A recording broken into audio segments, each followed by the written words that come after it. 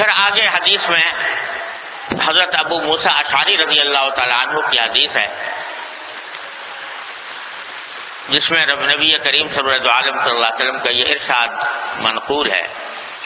کہ مثل البیت الذی یذکر اللہ فیہ والبیت الذی لا یذکر فیہ مثل الحی والمیت، کہ جس گھر میں اللہ تبارک و تعالیٰ کا ذکر ہوتا ہو اور جس گھر میں اللہ کا ذکر نہ ہوتا ہو، ان دونوں کی مثال زندہ اور مردہ کی ہے۔ یعنی جس گھر میں اللہ کا ذکر ہوتا ہو وہ زندہ ہے، اور جس گھر میں اللہ کا ذکر نہ ہوتا ہو وہ مردہ ہے۔ جیسے کہ مردے کو زندے کے اوپر فوقیت حاصل ہے، اسی طرح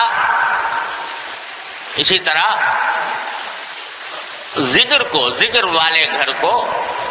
فوقیت حاصل ہے اس گھر پر کہ جس میں ذکر نہیں ہوتا۔ اور ایک حدیث میں فرمایا کہ جس میں ذکر نہیں ہوتا وہ گھر ویران ہے، جیسے ویران ہو، آبادی نہ ہو۔ تو اپنے گھروں کو بھی اللہ تبارک و تعالیٰ کے ذکر سے آباد کرنے کی کوشش کرو۔ یہ نہیں کہ مسجد میں آئے تو عبادت کر لی، مسجد میں آئے تو ذکر کر لیا، لیکن گھروں کے اندر گھروں کو بھی اپنے ذکر سے آباد کرو۔ یہ ہے مقصود حدیث کا نبی کریم صلی اللہ علیہ وسلم جو ارشاد فرمایا۔ اور بھائی یہ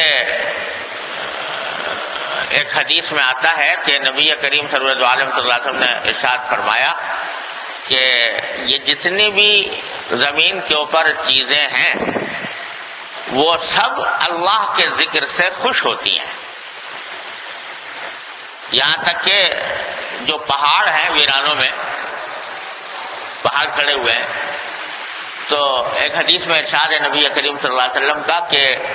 یہ پہاڑ جو ہیں جب آس پاس کے پہاڑ ہوتے ہیں تو ایک پہاڑ دوسرے پہاڑ کو آواز دے کر پوچھتا ہے کہ ذرا یہ تو بتاؤ کہ تمہارے پاس سے آج کوئی ایسا شخص گزرا جو اللہ کا ذکر کرتا ہوا گزرا ہو تمہارے پاس؟ تو وہ پہاڑ جواب میں اگر کہتا ہے کہ ہاں گزرا، تو یہ اس کو مبارکباد دیتا ہے، کہتا ہے کہ مبارک ہو تمہیں، اور خوشخبری سن لو کہ تمہیں اللہ تبارک و تعالیٰ نے یہ نعمت عطا فرمائی کہ تمہارے پاس سے اللہ کا ذکر کرتے ہوئے ایک شخص گزرا، وہ نعمت تمہیں حاصل ہوئی۔ اب یہ کسی زمانے میں لوگ کہا کرتے تھے کہ بھئی پہاڑ کے اندر کہاں اتنی عقل، اب پہاڑ کے اندر کہاں اتنی تمیز، اور اس میں کہاں بولنے کی طاقت، اور کہاں اس کو یہ احساس کہ اللہ کا ذکر ہوا یا نہیں ہوا۔ لیکن یہ بات قرآن کریم میں 1400 سال پہلے فرمائی تھی کہ اِن مِّن شَيْءٍ إِلَّا يُسَبِّحُ بِحَمْدِهِ وَلَٰكِن لَّا تَفْقَهُونَ تَسْبِيحَهُمْ، کائنات کی کوئی چیز ایسی نہیں ہے جو اللہ تعالیٰ کی تسبیح اور حمد نہ کرتی ہو، مگر تمہیں ان کی تسبیح سمجھ میں نہیں آتی، تم دیکھ نہیں پاتے اور تمہاری سمجھ میں نہیں آتی کہ یہ تسبیح کیسے کر رہے ہیں۔ تو اس واسطے لیکن کائنات کی ہر چیز تسبیح کر رہی ہے، اور قرآن کریم میں فرمایا کہ جتنے بھی کائنات میں چیزیں پائی جاتی ہیں، زمین ہے، آسمان ہے، پہاڑ ہیں، جانور ہیں، درندے ہیں، چرندے ہیں، پرندے ہیں، نباتات ہیں، یہ سب اللہ تعالیٰ کی تسبیح کرتی ہیں، سب اللہ تبارک و تعالیٰ کا ذکر کرتی ہیں۔ تو ان کے اندر اللہ تبارک و تعالیٰ نے اتنا شعور رکھا ہے کہ یہ اپنے خالق کو پہچانتی ہیں، اپنے خالق کو مانتی ہیں، اس کا ذکر کرتی ہیں۔ قرآن نے یہ بات فرمائی تھی، حضور اقدس صلی اللہ علیہ وسلم نے پہاڑ کے بارے میں یہ بات فرما دی۔ آج تو اب سائنس اتنے دنوں کے سر مارنے کے بعد اب اس نتیجے پر پہنچی ہے کہ بھئی یہ نباتات میں بھی کچھ شعور ہوتا ہے اور جمادات میں بھی کچھ شعور ہوتا ہے، یہ اب سائنس والے بھی ماننے لگے۔ لیکن سرکار دو عالم صلی اللہ علیہ وسلم نے اس وقت فرمایا کہ پہاڑ جو ہے ایک دوسرے کو آواز دے کر پوچھتے ہیں کہ تمہارے پاس سے کوئی ذکر کرنے والا گزرا کہ نہیں گزرا۔ ذکر کی یہ برکت ہوتی ہے کہ ان تمام کائنات کی چیزوں کے اندر ایک خوشی کا احساس ہوتا ہے، ایک مسرت کا احساس ہوتا ہے، یہ ایک دوسرے کو اس پر مبارکباد دیتے ہیں۔ اس ذکر کے اندر نہ جانے اللہ تبارک و تعالیٰ نے کیا کیا انوار و برکات رکھے ہیں، جس کے نتیجے میں وہ اس سے لطف اندوز ہوتے ہیں، اللہ تبارک و تعالیٰ کے ذکر سے لطف اندوز ہوتے ہیں۔ جب جمادات اور نباتات اور پتھر اس کے ذکر سے فائدہ اٹھا رہے ہیں، تو جس کو اللہ نے پیدا ہی اپنے ذکر کے لیے کیا، یہ ذکر دل جو ہے اللہ تعالیٰ نے اپنے ذکر کے لیے پیدا کیا، تو جتنا ذکر کرے گا اتنا ہی زیادہ اللہ تبارک و تعالیٰ سے قرب بڑھے گا، اتنا ہی اللہ تبارک و تعالیٰ کی رحمتیں اس کے اوپر نازل ہوں گی، اتنے ہی اس کے اوپر انوار و برکات اس کو حاصل ہوں گے۔ لہذا فرمایا کہ جس گھر میں اللہ کا ذکر کیا جاتا ہو وہ زندہ کی طرح ہے، اور جس میں اللہ کا ذکر نہ کیا جائے وہ مردے کی طرح ہے۔ بہت سے لوگ یہ سمجھتے ہیں کہ اتنی مدت تک فرض کرو ہم نے کر کے دیکھا ذکر، لیکن کوئی خاص فرق ہی نہیں پتہ چلا۔ بہت سے لوگ خطوں میں بھی لکھتے ہیں کہ بھئی ہم اپنے معمولات تو کرتے ہیں لیکن بس ایک معمولی پورا ہو جاتا ہے، نہ کوئی نور نظر آتا ہے، نہ کوئی روشنی نظر آتی ہے، نہ کوئی اس سے اپنے کائنات میں کوئی، اپنے دل کی کائنات میں کوئی تبدیلی نظر آتی ہے، بس ایک معمول ہے، پورا کر لیا، ختم ہو گیا، لیکن اس کے کوئی آثار اور نتائج ظاہر نہیں ہوتے۔ تو خوب سمجھ لیجئے کہ یہ جو لوگوں میں بات مشہور ہے کہ ذکر کرنے سے روشنی آ جائے گی، کوئی نور پیدا ہوگا، کوئی کیفیت پیدا ہوگی، یہ کچھ مقصود نہیں ہے ذکر سے۔ اللہ تبارک و تعالیٰ کا ذکر زبان پر آ گیا، یہ بذات خود نعمت ہے، کوئی کیفیت حاصل ہوئی ہو یا نہ ہوئی ہو، یہ بذات خود نعمت ہے۔ یہ اللہ تبارک و تعالیٰ کیا لکھی جا رہی ہے، اس کے اوپر عدد لکھا جا رہا ہے، اس کے آثار آپ کے اوپر غیر محسوس طریقے پر مرتب ہو رہے ہیں۔ ہمارے حضرت فرمایا کرتے تھے کہ دیکھو ایک بچہ ہے تو وہ بڑا ہوتا رہتا ہے غیر محسوس طریقے پر۔ اگر وہ روز اپنے آپ کو ناپا کرے کہ کل میں کتنا تھا اور آج کتنا ہوں، تو کوئی فرق اس کو نظر نہیں آئے گا۔ ناپنے سے کوئی دیکھے تو 1 ملی میٹر بھی اس کا اضافہ نظر نہیں آئے گا دیکھنے میں، لیکن حقیقت یہ ہے کہ اس میں ترقی ہو رہی ہے، اور ایک وقت جانے کے بعد پتہ چل جائے گا کہ یہ ابھی بچہ تھا، ابھی لڑکا بنا، ابھی جوان ہو گیا، اور قد و قامت بھی سب کہیں سے کہیں پہنچ گیا۔ تو روزانہ اگر کوئی جانچا کرے تو کچھ بھی نتیجہ نظر نہیں آتا، لیکن اللہ تبارک و تعالیٰ اس کی برکت سے ترقی عطا فرماتے رہتے ہیں، اور اس کو یہ نہ سمجھنا چاہیے کہ ہماری ترقی رکی ہوئی ہے یا ہم ایک ہی جگہ پر کھڑے ہوئے ہیں، نہیں، اللہ تبارک و تعالیٰ آگے لے جا رہے ہیں، لیکن اس کا احساس پوری طرح نہیں ہوتا۔ اور پھر بھائی اس ذکر کے نتیجے میں جو باتیں اللہ تبارک و تعالیٰ نے فرمائی ہیں کہ الا بذکر اللہ تطمئن القلوب، مثلا کہ اللہ کے ذکر ہی سے دلوں کو اطمینان حاصل ہوتا ہے، سکون حاصل ہوتا ہے، اور اللہ تعالیٰ کے ذکر کے نتیجے میں انسان کو معصیتوں کے مقابلے میں رکاوٹ پیدا ہوتی ہے، گناہوں سے بچنا آسان ہو جاتا ہے، شیطان اور نفس کی مزاحمت کرنا آسان ہو جاتا ہے۔ یہ سارے نتائج جو ہیں ذکر کے حاصل ہوتے ہیں، لیکن ہمارے حضرت حکیم الامت صلی اللہ تعالیٰ سرہ فرماتے ہیں کہ ان نتائج کو حاصل کرنے کے لیے چند باتیں ضروری ہیں، وہ اپنے اندر ذکر کے ساتھ ساتھ پیدا کرنی چاہیے، اور یہ جب پیدا ہوں گی تو پھر ذکر کے یہ آثار یہ نتائج تمہیں نظر بھی آنے لگیں گے انشاءاللہ تعالی۔ وہ 3 باتیں فرمائی حضرت، فرمایا کہ 3 کام ذکر کے ساتھ ساتھ ضروری ہیں ان نتائج کو حاصل کرنے کے، کہ یہ تمہیں معصیت سے بچائے، گناہ سے بچائے، اور اللہ تبارک و تعالیٰ کا قرب تمہیں محسوس ہونے لگے۔ یہ اس کے لیے 3 باتیں ضرور فرمایا، ایک ہے قلت کلام، دوسرے قلت اختلاط مع الانام، اور قلت التفات الی التعلقات. 3 باتیں. پہلی بات کیا؟ قلت کلام، کہ ذرا باتیں کم کرنے کی عادت ڈالو، زبان کو قابو کرو. بہت زیادہ باتیں کرنے کا جو رجحان ہوتا ہے، یہ رفتہ رفتہ انسان کو غفلت میں ڈال دیتا ہے، اور ذکر کا جو فائدہ ہے وہ اس سے یا ختم ہو جاتا ہے یا کم ہو جاتا ہے. قلت کلام. آج اس معاملے میں ہم لوگ بڑی ہی بے احتیاطی میں مبتلا ہیں. باتیں بہت کرنے کی عادت ہے، بلا وجہ، بے ضرورت، کسی خاص وجہ کے بغیر باتیں کرنا شروع کر دیتے ہیں. اور ان باتوں میں بسا اوقات یہ بھی دھیان نہیں رہتا کہ کہاں گناہ ہو گیا، حد سے تجاوز ہو گیا، کئی بات جھوٹ نکل گئی، کوئی غیبت کی بات ہو گئی، کوئی کسی کے اوپر اعتراض اس انداز سے کر دیا جس سے اس کا دل ٹوٹا، کسی کا دل شکنی ہو گئی، کسی کے اوپر بہتان لگا دیا، کسی پر افطرا کر دیا. یہ گناہ بھی بسا اوقات اس زبان کے بے احتیاطی سے سرزد ہو جاتے ہیں. لیکن اگر نہ بھی ہو، فرض کرو نہ جھوٹ ہو، نہ غیبت ہو، نہ افطرا بہتان ہو، نہ دل شکنی ہو، لیکن بلا وجہ کی باتوں میں آدمی پڑا ہوا ہے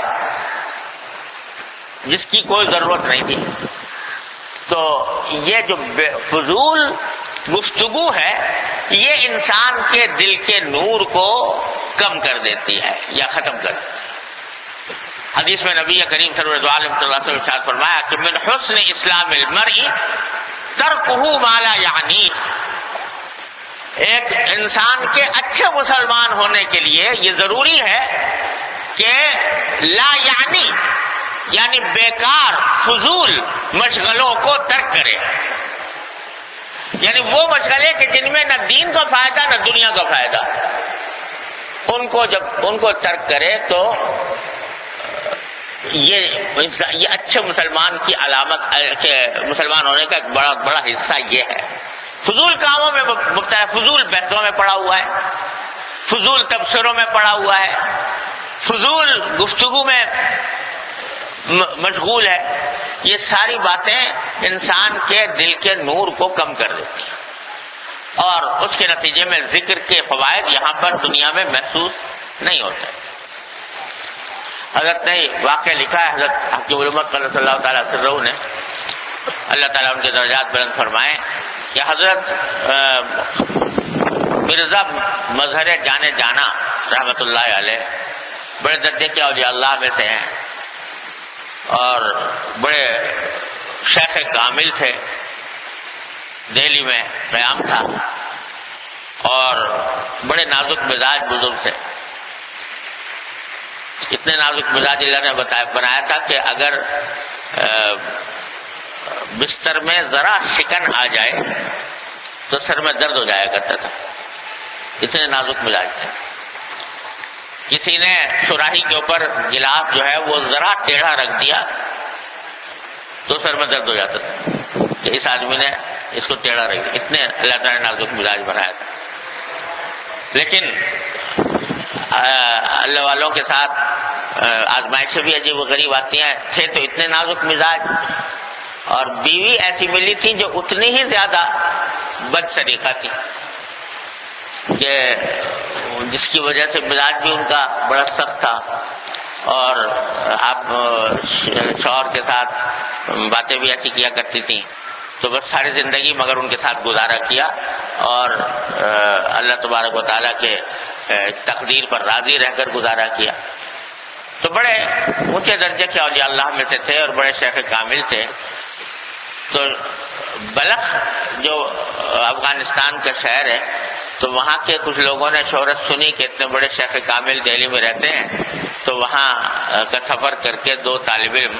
وہاں سے روانہ ہوئے اور حضرت شیخ کی خدمت میں پہنچے مسجد میں. اور نماز کا وقت تھا تو حوض پر وضو کرنے لگے، اور اس کے بعد خیال تھا کہ نماز کے بعد حضرت کی خدمت میں حاضر ہو کر بیعت ہونے کی درخواست کریں گے. تو حوض پر وضو کرتے ہوئے آپس میں یہ بات شروع ہو گئی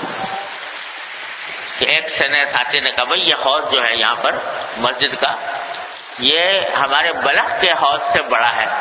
بلخ میں جو ہمارے مسجد کا حوض تھا وہ بڑا ہے۔ تو دوسرے نے کہا نہیں وہ بڑا نہیں ہے، یہ بڑا وہ بڑا ہے اور یہ اس سے چھوٹا ہے۔ اس کے اوپر دونوں میں کچھ گفتگو ہوتی رہی، وضو بھی کر رہے ہیں اور یہ بحث بھی ہو رہی ہے کہ یہ یہاں کا حوض بڑا ہے یا بلخ کی مسجد کا حوض بڑا ہے۔ حضرت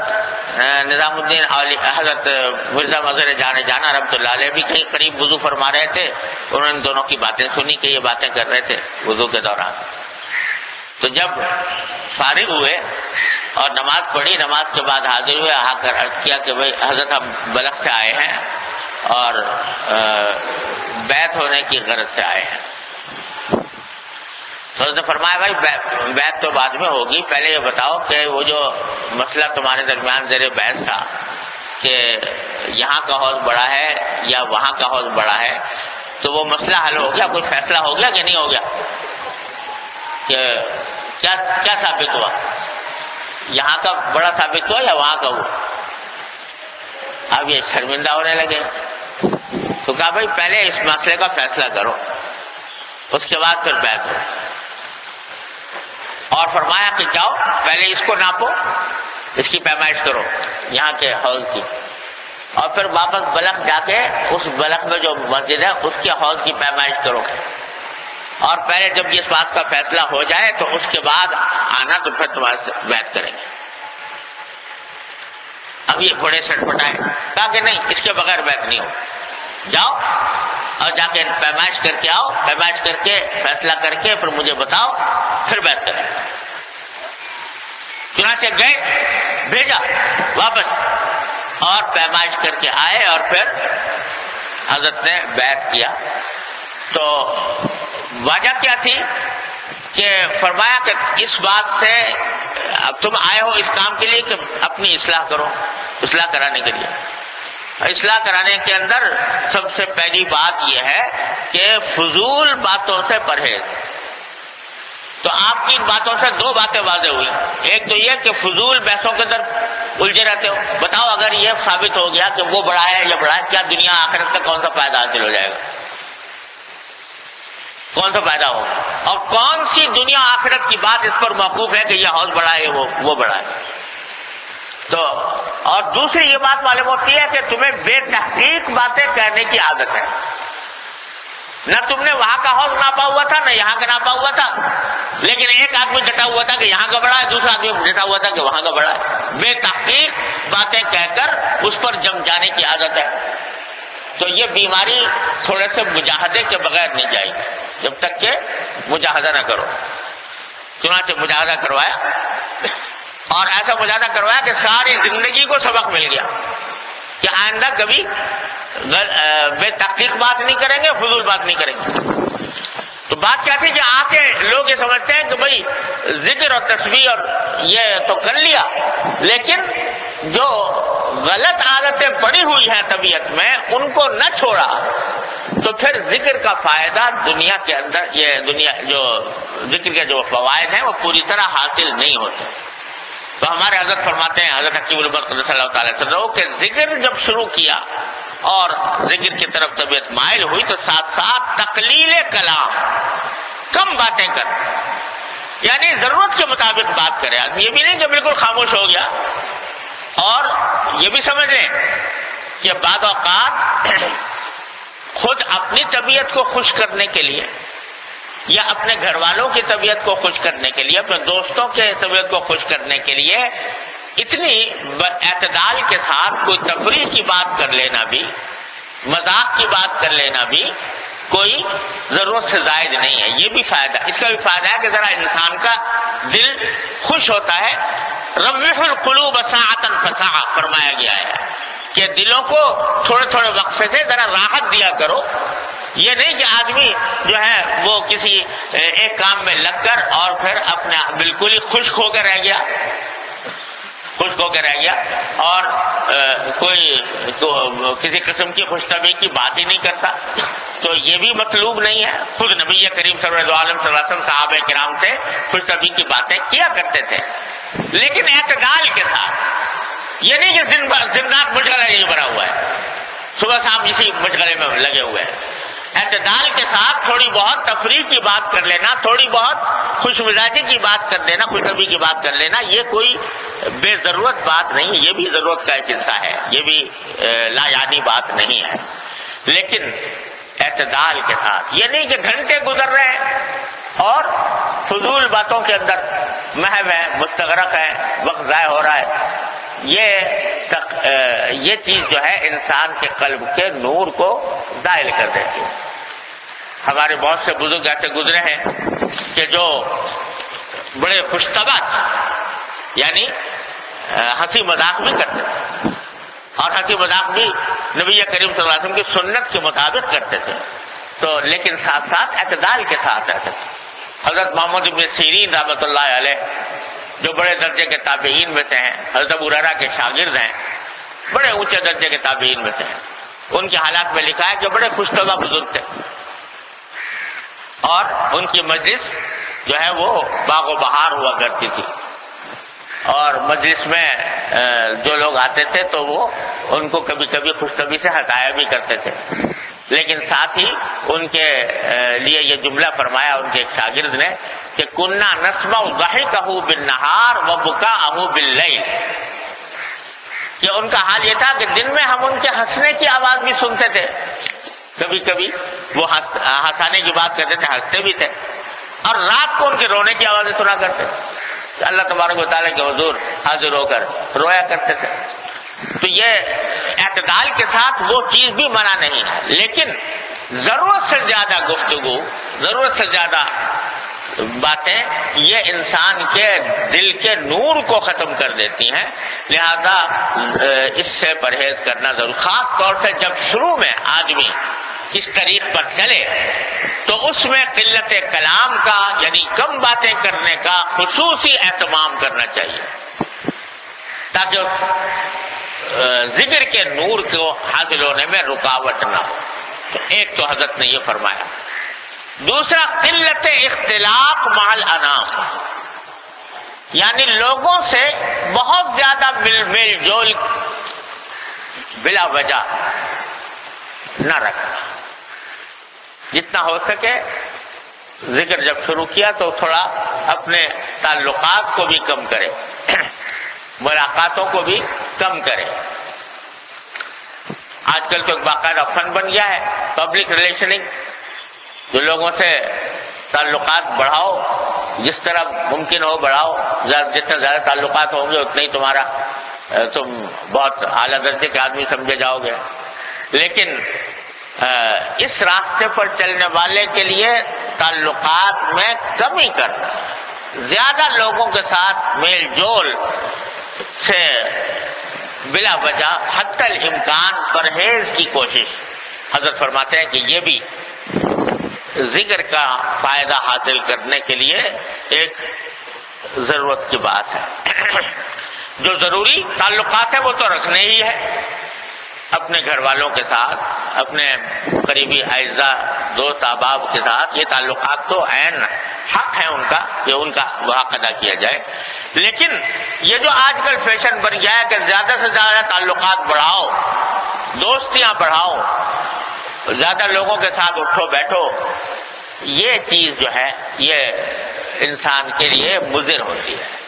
کیونکہ جتنے تعلقات بڑھیں گے اتنا ہی دل منتشر ہوگا لوگوں کے ساتھ، اس واسطے یہ تعلقات کو کم کرو، حضرت فرماتے قلت اختلاف مع الانام۔ اور تیسری چیز حضرت نے فرمائی کہ قلت التفات الی التعلقات، یعنی جو تعلقات حاصل ہیں گھر والوں کے ساتھ بھی، بچوں کے ساتھ، اپنے اعزاء اقارب کے ساتھ، اس کی طرف توجہ بقدر ضرورت رہے اور انسان ان میں منہمک نہ ہو کہ دن رات دوستی میں لگا ہوا ہے، اس سے انہماک آدمی پیدا نہ کرے۔ فرمایا 3 چیزیں: باتیں کم کرنا، تعلقات کو بڑھانے کی زیادہ فکر نہ کرنا، اور جو تعلقات ہیں ان کی طرف التفات میں کمی کرنا۔ یہ چیز جو ہے یہ ذکر کے خواص کو، ذکر کے فائدے کو بڑھاتی ہے، اور اس کے نتیجے میں آدمی ذکر کا یہ فائدہ حاصل ہوتا ہے کہ ذکر انسان کو نفس اور شیطان کے ساتھ مقابلہ کرنے میں مدد دیتا ہے، اللہ تبارک و تعالیٰ کا قرب حاصل ہوتا ہے، تو قلب کو اطمینان اور سکون حاصل ہوتا ہے۔